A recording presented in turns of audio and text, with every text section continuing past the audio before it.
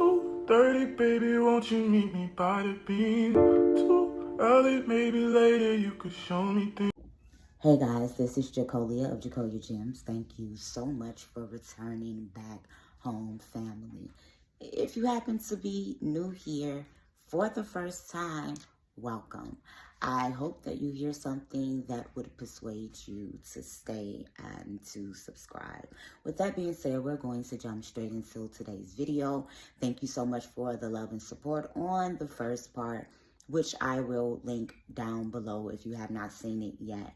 It was part 1, making the Taino Native American connection to Ghana, Christopher Colombo, the Cramante, the Hidden Jew, the Marano. I am going to give more information on today, not only about the Taino, but the Carib. And I can't even give all of the information that I have found. And of course, I have my notebook here with me on today because there are a lot of notes. Now, I am going to take us to Barbados, where people say the Bajans are from. The Taino also inhabited Barbados along with the Kalinago people. It's spelled Kalinago. When we begin to take the prefix Kali, we will see that this leads us back to a slave woman.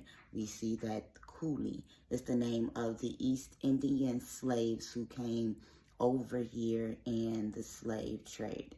We will also see that these East Indians look identical to some of our ancestors who partook in the civil rights movement with their big afros and their picks. We also know that Kali will lead us back to a Hindu goddess with the same exact name. She was looked at as a god of power, god of time, and also a goddess of destruction. She would also fight in part Shiva, who was known to be the destroyer. That was just the Hebrew nugget for you. Kali is also known as the Great Mother, the Black One. It's important to also know that Naga or Nagas is a serpent people, serpent worshiper. It goes back to the word snake, coiled serpent. Nagas people are also, or the Nagas are seen amongst some Native American tribes, serpent worshipers. And we also see, if we go over into the Naga people, they are a people group in East India as well. And we know that some people began to make correlations between Nagas, meaning emperor or ruler, black king. And this is why some people feel comfortable using the N-word because of its etymology, which will lead us back to Niger, meaning black. Also, the Niger coast or the Negro coast in West Africa. Now, we also have to pay attention to the fact that there was a lot of serpent worship. If we begin to go into the biblical narrative, we see the Nakash was present in the garden. And when we begin to look at this from the esoteric aspect, we see that the Nakash is a representation of wisdom, of knowledge, of the opening of the pineal gland or the third eye. We will also see that the serpent is used as a healing mechanism among the Hebrews. When Moses was instructed to put the serpent up on a pole, on a stick, and whoever looked into it would be healed. Serpents were used in our homes to represent healing. The problem became when the Israelites started to worship the symbolic form of the serpent as well as the deity. So then we were told to burn these things down when we knew that we had symbols. We had symbols all the time. The worship came in. We see that the worship of the serpent was found in Mesopotamia, where the Hebrews were taken out of. When we look into Assyrian, Babylonian artifacts, we will see that serpents were very, very heavy in there. The seraph, the seraphim, which is one of the hierarchy of the divine council of the Melech, of the Melachim, of the messengers of the Most High, is represented as a fiery serpent. We also go into the Indus Valley, where of course the Bantu were, but the East Indians, where we see without a doubt the worship of the serpent. When we go into West Africa, specifically among the Dahomey of what is now Benin, because the Dahomey people did so much atrocity that the name was changed. The Dahomey have been identified as the biblical tribe of Dan, the Danites. And we also see that there are some Danites in India on today. We see that the Dahomey, is also present in the Diaspora amongst the Yoruba. You see them in Haiti. You also see them in Louisiana with the serpent worship. We have to begin to follow these Hebraic markers around to all different nations of Hebraic and Cushitic people. It's also interesting to know that the Nagas people are specifically inhabited in Sri Lanka. And it's something very important about Southeast Asia, Southeast Africa, and the Caribbean. They all have a lot of things in common. Now, did you know that Sri Lanka also has Moors in it? Okay. So when we begin to look at the Kalinago people, the Kalinago people, the Kalinago language is called Igner, I-G-N-E-R. Now, you guys, we already know that Igbo, their predecessor was named Eri, and they come from a place called Neri, and they are the Gadites. So that's a very interesting connection, seeing as if Igneri is also an Arawak language. Did not we make correlations to the Tainos, who are Arawak, to the Igbo, whom are known to be Gadites, with their predecessor, as I just forestated, was Eri? It's very important to know that Igbos inhabited Barbados as well. Barbados was originally called Bim, or Brershire. And it is stated that this saying came from the Igbos, which was a Creole saying that they used towards the Taino and towards the Kalinago people, meaning my home, my kindred, my kind. Why would the Igbos say this to a people whom they knew not of, who were not in a place that they knew not of? Like, I'm just let that sit there, okay? When taken into slavery, a Kalinago chief by the name of Kuriami and his men, they jumped off the leper's hill. Now, when we begin to go into the Old Testament, we know that the curse of leprosy was multifold, but it was when black skin turned to white skin. It's also saying in the book of Leviticus is when a scab was in the skin and blonde hair would begin to come out, and there was no way to clean it other than going to a Levitical priest. And that person would be considered unclean, and the leopards lived autonomously in their own village away from the other people. When we begin to look, I believe, in the book of Hezekiah, when it begins to talk about the leprous Messiah, then we'll be able to go into the New Testament when the leopards came to Mashiach ben Yosef and began to cry out They didn't cry out unclean. They came to him for a healing. And why is this? Because the Levitical priesthood was moved out of the way so that the Zadoks could take over. And when John the Baptist began to baptize him, because John the Baptist was a Levite, the Levites were still in stand when Yeshua Bar Yosef was born. We see this because they were in the temple doing what they had to do. John's father was on his watch, as we see broken down in the Chronicles. And then when John began to baptize Yeshua Bar Yosef, the Zadok priesthood began to come into full effect because the Levites did not keep their charge, which was talked about. Okay.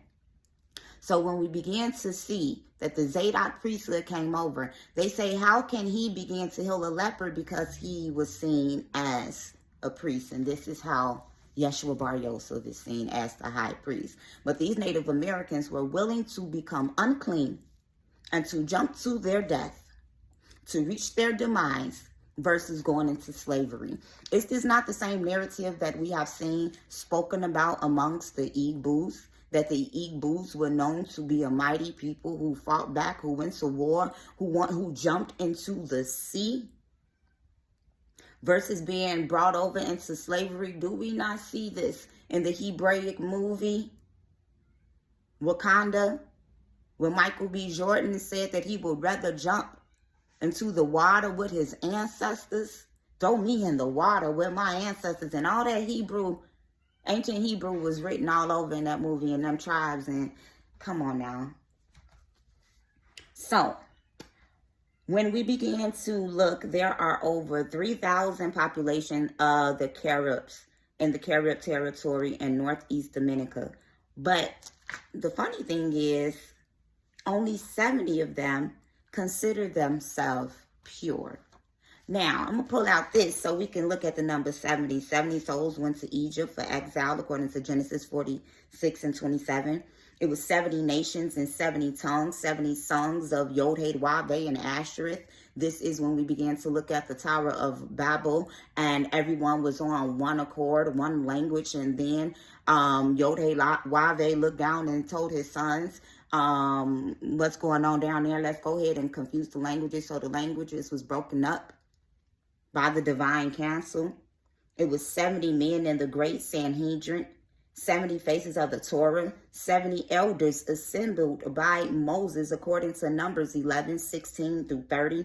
And 70 is the number of eternity in Islamic tradition. This was originally the number 72, which leads you back to the 72 letter name of the Most High and the 72 of the divine council, 70 languages. It ended up being translated into the number 70 from the Septuagint and the Roman, due to Roman numerals. So the Kalinago people worship their ancestors. They believe them to have magical powers over their crops. And I'm sure for them, they probably will say that they venerated their ancestors and not worshiped them. They also incorporated Creole practices. The word Kalinago actually comes from the word Garifuna, which leads us to the Garifuna, Garifuna, people who are also a native tribe that I'm going to do a video about because their relations it's crazy. And so this is another Hebraic marker that we see among the West Africans today, as well as what we've seen in Mesopotamia. We also have to know that whenever we say the Most High power of Abraham, Isaac, and Jacob, that we are venerating our ancestors, that we worship the power of our ancestors. Even when we look into the Bible, we would pray to Yahweh in certain forms. What you had, Yahweh Sikkenu, Yahweh Jireh, Yahweh this, Yahweh that, because you believe that that epithet had power over the certain things that it is that you were praying over. We also should know that El was seen, El Yahweh, they were seen as fertility deities when it comes to El Shaddai, the breasted one. El Shaddai was prayed to when Abraham wanted to conceive. We need to be able to see that when the feast days in the Bible are kept, it's kept according to the harvest, or according to the earth. We see many grain gods and grain goddesses throughout Mesopotamia, West Africa, the Native Americans. These are Hebraic markers. They also use herbalistic medicine to heal and to root out diseases and spirits. It's very important to know that the Quakers also came to Barbados, and that Syrian, Lebanese, Jewish, British, and Irish are seen amongst the Barbadian people. We know that Syrians are from the Near East, Lebanese, Mediterranean, but Jewish, British, and Irish. We know that this is Israelite blood, Sephardic Jew blood. It's very important to know that Barbadians are related to American Liberians. And American Liberians are known to be the Sierra Leone Creoles. And these were the free men. And through the Jamaican Maroons, they may have some Creole ancestry due to the Taino ancestry and the Jamaican Maroons. The mixing of the Nova Scotians, which are known to be French Huguenots. These were Moors that were fleeing persecution in the French Revolution, who went into Canada, and then they end up immigrating down into Louisiana, which is where you get your Cajuns from, which is different from your Creoles. So these are French Moors, along with liberated Africans such as the Akan, the Igbo, and the Yoruba, all formed to create the Creole language, which is Creole, K-R-I-O, which is spoke in West Africa. We also need to know that the word Carib, C-A-R-B, who are also known as the Kalinago People, it means mighty warrior. When Christopher Columbus began to go and the Barbadians went into this place, the Congo people, the Carib people were called mighty warriors by Columbus and by the Quakers. Now, the Congo people, K-I-K-O-N-G-O, who are the Congo people of West Africa, whom their language is spoken in Cuba, St. Lucius, all in the Caribbean. Their name means heroic hunter. It also means mountain, which we see some of the Native American tribes, their name doubling for mountain as well. It's very important to know that the Congo people, their name was Messi Congo, Moxie Congo. That sounds like Mexico to me. Maybe I'm reaching, but I know I'm not. So when we began to think back to the other video that I not begin to talk to you guys about how in Mexico they keep a feast called by Saint Esoterica, and this is Saint Esther, which is Purim, that we saw in the book of Esther being kept by the tribe of Benjamin, whom we know that Judah and Benjamin were together a lot of the times. We see that Judah and Benjamin are listed among the Akan, which will bring us back to the relation of these people and of the Native Americans. It's also very important to know that some Igbo are seen in Jamaica as well.